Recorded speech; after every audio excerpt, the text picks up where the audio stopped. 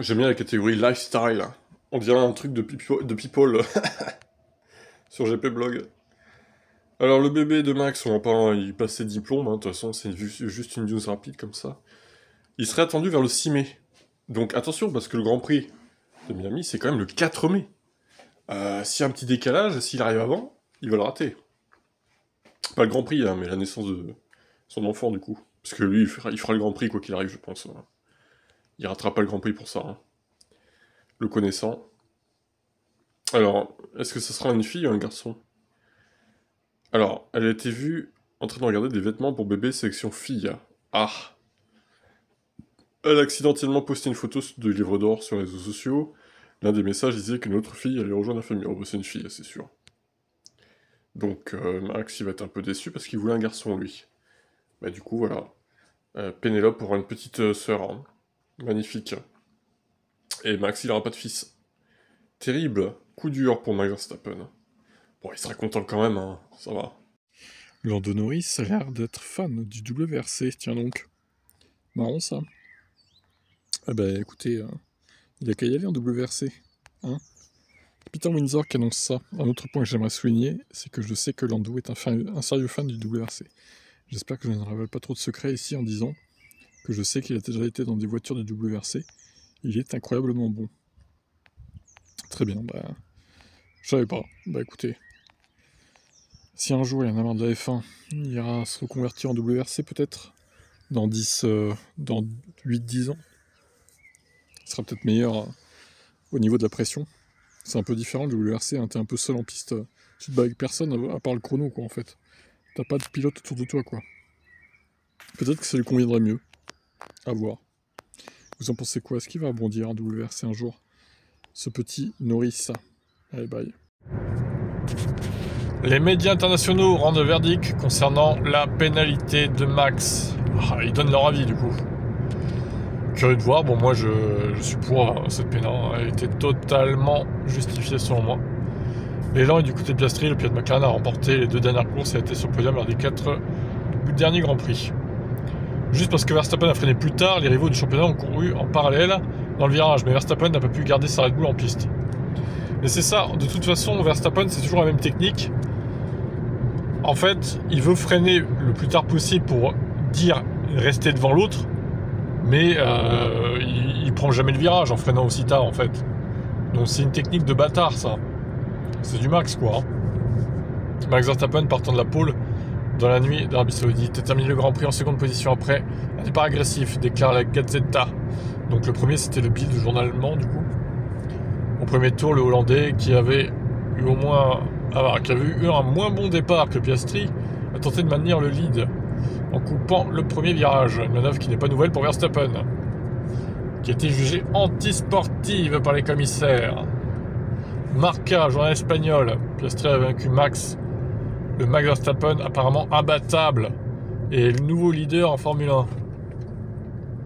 Ayant ajouté une victoire de plus. Alors d'ailleurs, je crois qu'il dépasse Norris en termes de victoire pure en carrière, si je ne m'abuse. Dites-moi si je me trompe, mais je crois que oui. Hein. Ça va faire mal aussi à Norris. Il a montré une explosion de classe, comme on le voit chez les champions, se dressant contre les tout meilleurs. Alonso l'a fait contre Schumacher en 2005, Senna l'a fait contre Prost. L'Australien l'a fait contre Max. Incroyable. Il était agressif. Il a serré Max. Verstappen n'avait pas eu d'autre choix que d'élargir. Et oui, incroyable. Qui était exactement le plus fautif et discutable? Oh non, c'est pas discutable, mais la FIA a pénalisé de 5 secondes Verstappen. Le Hollandais a continué à pousser, mais la sérénité lui a permis de rester calmement au siège de la Red Bull. Yes.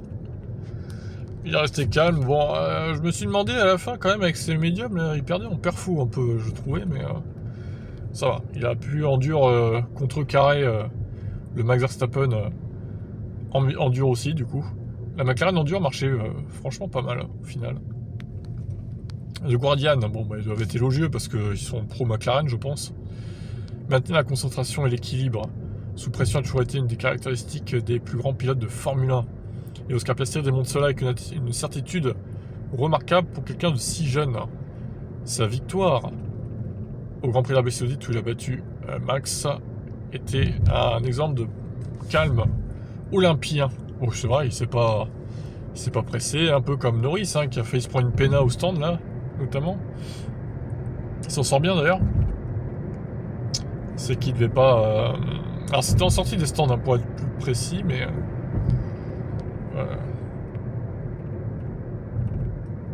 Donc, ouais. Je viens de croiser un radar, là. C'était... Oui, je suis en voiture. Il y a un radar qui est juste après le panneau 90. Alors, ça, je sais pas comment... Parce que c'était 50, du coup.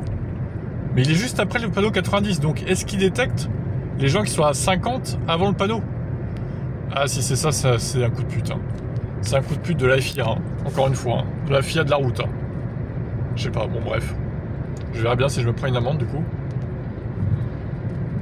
Verstappen et Red Bull ont eu une pénalité, mais pourrait se demander s'il n'aurait pas été mieux que Verstappen rende immédiatement la position. Bah, c'est ça. Très clairement. De toute façon, il ne semblait pas avoir le rythme pour battre Piastri sur la course. Ah, je sais pas ça par contre, hein. Honnêtement. Alors, au début du roulé en dur, ouais, c'est vrai que Piastri était meilleur. Par contre, à la fin, je sais pas si Piastri girait ou pas, mais il revenait quand même. Hein.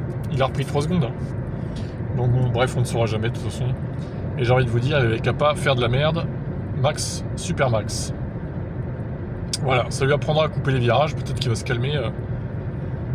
Et d'ailleurs, je me demande s'il va se prendre des points de pénalité sur le permis. Non, je pense pas. C'est un cut comme ça, je pense pas qu'il y ait de points de pénalité, mais bon, qu'il fasse attention quand même. Hein. Je rappelle qu'il a 8 sur 12. Allez, ciao. Marco sur le départ de chez Red Bull. Je pense de toute façon qu'il va quitter Red Bull en même temps que Max. Mais lui, ça sera pour aller à la retraite, pas pour suivre Max du coup.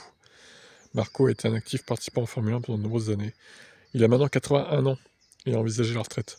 Aucune décision n'a été prise pour le moment, mais une chose est claire, à un moment donné, c'est plus réalisable. L'âge étant un facteur, les voyages fréquents ne facilitent évidemment pas les choses. Bah oui, forcément. Il a ensuite déclaré qu'il aimerait que Vettel prenne sa place en tant que conseiller. Ce serait fantastique si quelqu'un comme Vettel prenait le relais. D'une part, il a le programme junior, il travaille déjà avec les filles en karting ici en Arabie Saoudite. D'autre part, il y a les aspects plus larges, stratégiques d'une équipe de Formule 1. Je crois que Sébastien s'est trouvé, et c'est maintenant ce qu'il veut faire dans le futur. Qui est probablement le sport auto, qui est principalement le sport auto, mais pas en tant que pilote du coup. Il fait occasionnellement des apparitions lors de courses ou par le média des pilotes actuels. Vettel, effectivement. Ouais, pourquoi pas Vettel, hein.